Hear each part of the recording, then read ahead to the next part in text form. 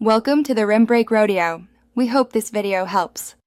You start by ensuring you have an active Google account and the right permissions on your computer. Once ready, install Google Drive for desktop or Open Drive. Google.com in a browser and sign in. Make sure you choose the same account you intend to link. This prevents duplicate folders and permission conflicts. After signing in, grant the app access to your files and system prompts. This first sequence establishes authentication and local access, so the rest of the linking process can proceed. Once done signing in, open Drive for desktop preferences to configure how files sync.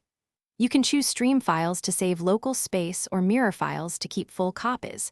Pick folders under My Drive to include or exclude. Make sure to adjust bandwidth and file size limits for large uploads to avoid throttling. If you want a consistent path, assign a mounted drive letter on Windows or a mount point on Mac. These settings determine sync behavior and local storage impact.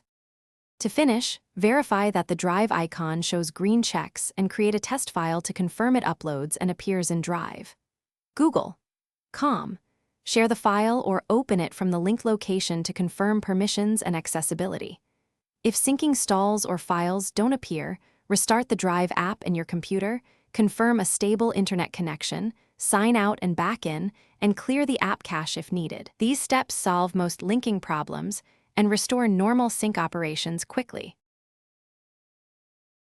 Thanks for watching. Consider subscribing if we helped you.